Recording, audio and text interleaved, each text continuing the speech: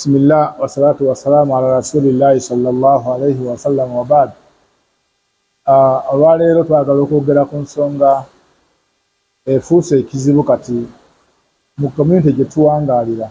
Ensonga eno ng'ekwatagana n'abavubuka ennaku zino abagenda mu maka abazadde b'abawala ne basabayo abawala naye ng'ekigendererwa kye kyalina kya kumanya kikula kya muwala ono talinaamu nia yakutula naye kumutwala mu bufumbo, wabula ayagala mutegeera yakula atya. Bamala akaseera katono nnyo n'amugamba nti nze mpulira sikyakwagala, noonyaako ku makubo amalala, genda noonye obulamu obulala. Embeera eno egenze ekula naye ng'ate ejja kutuleetera obuzibu bw'amaanyi nnyo mu communities zaffe. Ate naawe akikola manya nti Allah subhanahu wa ta'ala kyokola kyakusasula.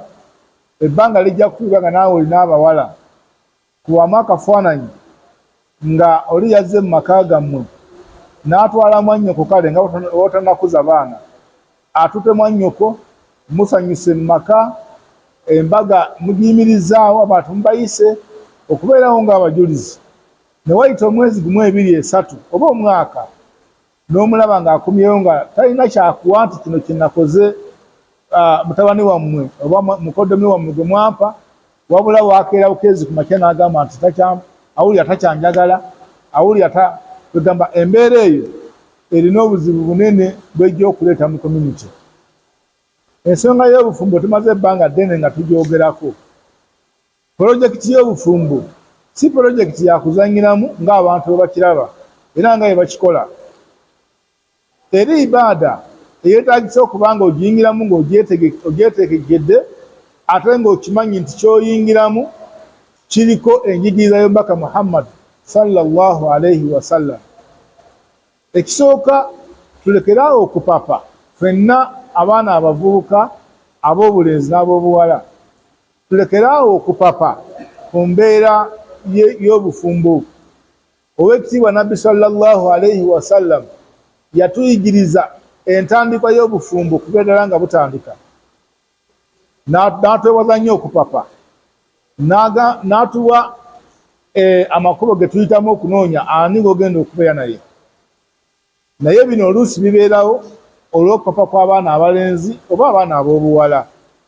Kijja kitya nti omuntu gwe wasiimye n'ogenda mu maka ga kitaawe n'omusabayo, olwaleero otuuka mu mwezi gumu, ebiri, nti ate nze sikyayagala muwala oyo oba sikyayagala muvubuka oyo.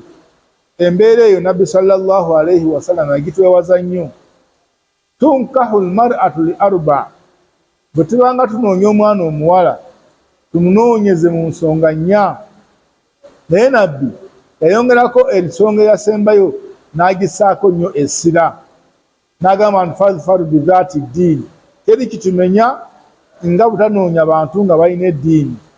Abantu anoonya omuntu amanyi obulamu buno obwa bulijjo, abalala banoonya alina ssente, ne beerabira ensonga enkulu Nabbi sallallahu alayhi wa sallam gye yassaako essira.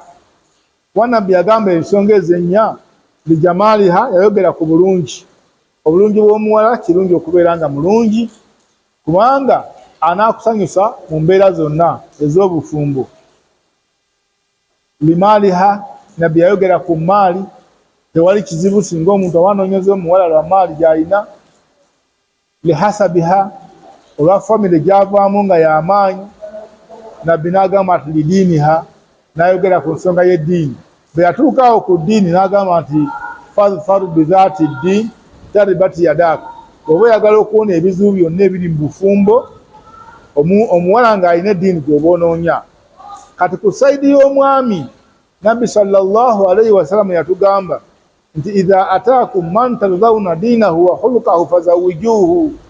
Omuntu ajjanga gye muli ne mumufumbiza muwala wammwe, mutunuulire ensonga bbiri. Omuntu oyo man tardawna diinahu, kasoosiima eddiini ye, wa khuluqahu, n'empisa, fazawwijuuhu, gwe bamufumbiza. Naye ffe kati tupapira ku bintu birala nnyo. Omwana ono alina ssente, omwana ono alina kino, yaguze emmotoka, aguze emmotoka, yes, naye kiki kyalina kyagenda okukumirako muwalawo eddiini yegenda okumufuga singa Allah akutaasa n'abanga kyomulabyemu akirina n'ayongerako eddiini kyekigenda okumuyamba. Naye singa aba talina ddiini togeza bannange obufumbo bwe butuuse tufeeyo nnyo okulaba nga tetupapa ku mbeera eno. Naye tulabula nnyo abaana ab'obulenzi abatandise omuze ogwogenda okuzannyira ku baana b'abantu ng'omutwalako mwezi gumu ebiri n'ogamba nti oyo mu mazzi kati njagala mulala. Embeera eyo Allah subhanahu wa ta'ala ajja kubatuusaako obuzibu, ate oluvannyuma nammwe bwennyini bwe munaaba muzadde abaana abammwe Allah subhanahu wa ta'ala agenda kibasasula kye mukoze bawala ba bannammwe. Temulowooza nti kijja kukoma ku abo naye nammwe kijja batuukako. Ofune ku bulumi bwe watuusa ku muzadde w'omuwala oyo gwe watwala n'omusuula awo nga talina musango gwakoze. N'olwekyo twetereeze ku nsonga eyo tufune obulamu obulungi mu bufumbo bwaffe.